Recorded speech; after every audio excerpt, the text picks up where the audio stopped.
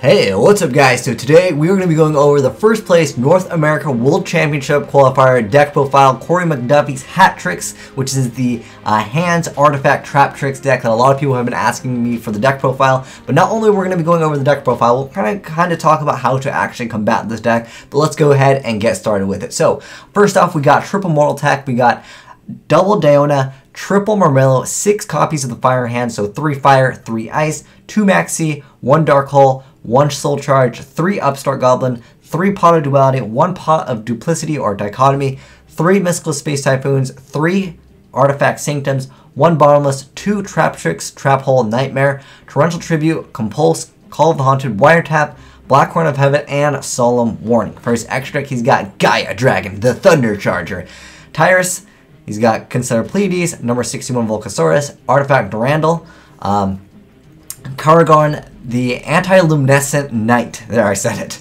Number 50 Black Ship of Corn, 101 Silent Honor Arc. Now this card is the pricey card, number 106 Giant Hand. And then he's got Steel Swarm Roach, Evil Storm Exciton Knight, Lavalval Chain, Abyss Dweller, Gaga Cowboy, and number 80 Rhapsody in Berserk. And that's it for the deck profile, but if you guys want to actually check out just a DevPro link so you can download it, that way you can net deck much faster, so you can just download it, drag and drop, and then you'll have it in your DevPro folder. But I kind of want to talk more about this deck as a whole, because I think it's really cool that this is totally not really a archetype. It's just a whole bunch of really great cards working together. Now, for me personally, I don't really like decks that have more of a linear playstyle. This deck definitely has a linear playstyle. I'll explain some of the things, because I know some players might be newer to the game, might not understand why he's running certain cards, and why you play certain cards at certain times. Basically, if you guys don't know what Durandal does, against most decks, if they're top decking, you make this card and they usually don't have an out to it.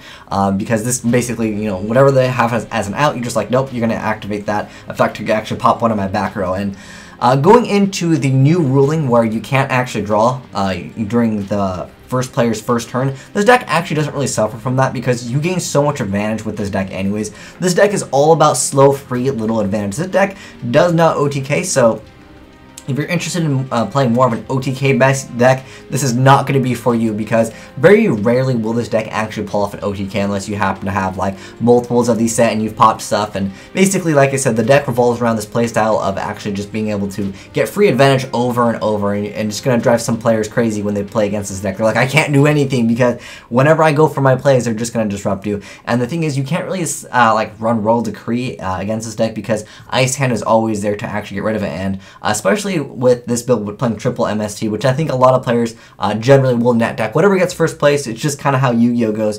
Although I'd say Lightsworn can technically have a decent matchup if it can just outspeed it, because this deck does not gain a lot of advantage very fast. It just does it over time. It's just like 1 card every turn or every other turn. It just kind of gets some free advantage. I mean, you can get a ton of advantage off of Fire and Ice Hand, technically, if you pull it off right.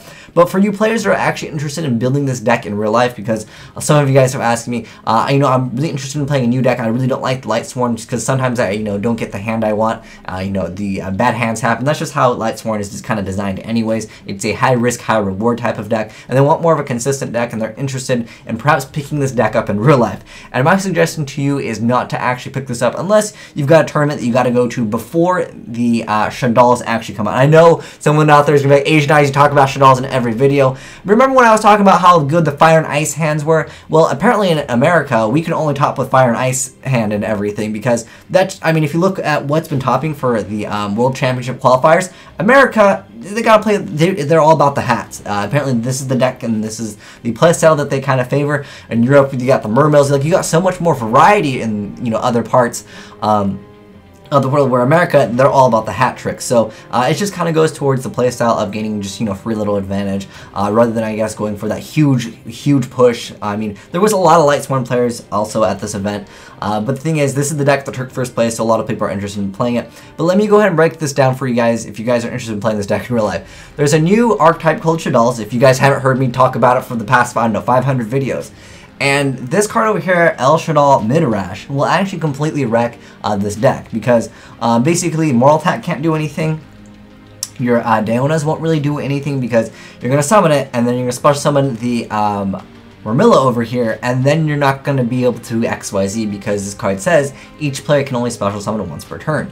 And the Fire and Ice hand can tactically lose to shadolls as well, because the thing is, shaddoll doesn't really have any back row, and you're not going to be able to pop mid-rash, so you got to let dead cards in your hand, unless, of course, the shaddoll player special summons something in face-down defense position. But they're going to get free advantage off the shadolls anyways, because the shadolls always get free advantage. And the deck is super, super fast, and that's one thing that you have to take into consideration, is how fast is this deck compared to shadolls? And the answer is not fast enough. It's not Sonic. Sonic will outspeed it. Basically, the L shadolls will basically outspeed the deck, and it's just super, super consistent. This hand, I mean, have you ever played this deck and you open up with triple moral attack? I don't know. It's like opening up triple Tengu. Like, shadolls don't have those really awkward, horrible, horrible hands, where if you open up with like multiple hands in general, I don't know if you guys have been experimenting with multiple hands, but sometimes you open up with like 2 ice hands and like 2 fire hands. You're like, are you serious? Yu-Gi-Oh! Why are you doing this to me? Like, it just happens in the game of Yu-Gi-Oh! But basically, as an out to mid-rash, there has to be like a face down Call of the Haunted already set in order to like try to make like an XYZ play, perhaps.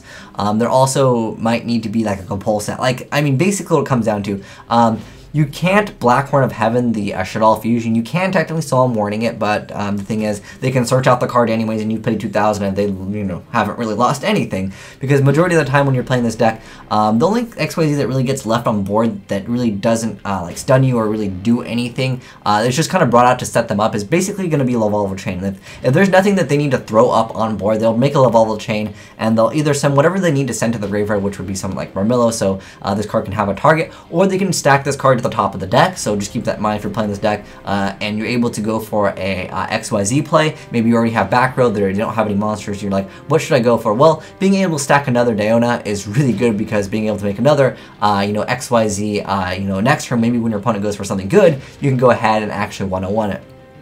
I like that he's playing Black Ship of Corn. I've seen a lot of people actually drop this card for other cards, because there's so many great XYZs now in the game. But this gets rid of Fire and Ice hand relatively easy, so if you get matched up against this deck, I guess we can talk about how to kind of beat the deck as well. Basically, when there's face-down cards, like, you know, in the Monster Zone, they won't set anything unless they have a really, really bad hand, unless it's like, yeah, unless they have a really awful hand. They're not going to set, you know, Maxi or anything like that. There's nothing that the deck really sets other than Fire and Ice hands. So when you see face sounds like Fire and Ice hands, if you happen to have a monster that you can't get rid of, like you want it to stay on board, don't attack into it, because it's going to be a fire hand, and you're going to be like, oh my gosh, why did I attack into it? And I don't know if you guys watched the finals, but MST into this is just really unfortunate.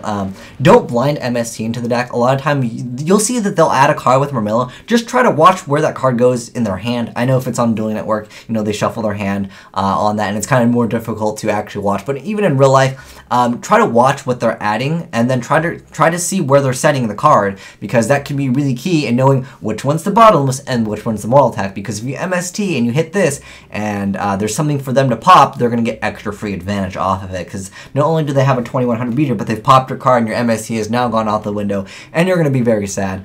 But the thing is, like I said, shadolls are going to wreck this deck, I think, like 100%, because you have, I mean, I wouldn't even say Warning's an answer to shadolls, okay? I would say an answer to them would probably be Compulse, because since the card doesn't get destroyed, it actually just goes back. That can actually hurt shadolls. Banishing or bouncing things back with Pleiades is definitely good. But the thing is, as long as you control a monster in the extra deck, they're just going to be able to get free advantage.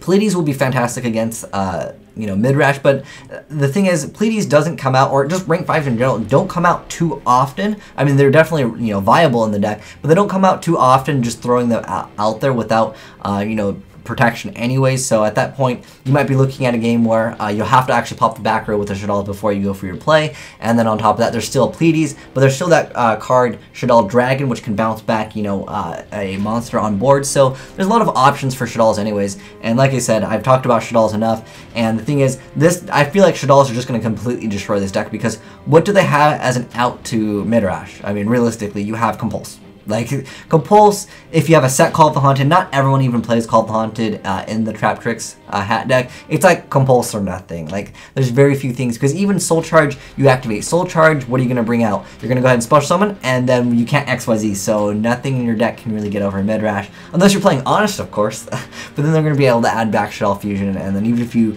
XYZ after that, you're going to look at a game where it's going to be unfavorable. But this guy did side deck Breakthrough Skill, so that can be an option, but Shaddoll's, like I said, I've mentioned it enough. I'm sure some of you guys are already getting tired of me saying Shaddolls are basically going to wreck this deck. But if you look at the OCG right now, that is what's destroying everything, Shaddolls. And I think Shaddolls will probably win, you know, this deck 1000%. But that said, let me know, guys, what you think of Shaddolls matchup versus, because I really feel like this is going to be the next deck to beat. This is going to be, I would honestly say it's like the next Dragon Rulers, the next Dragon Rulers, the next, what was it, wind-ups, the next wind-ups.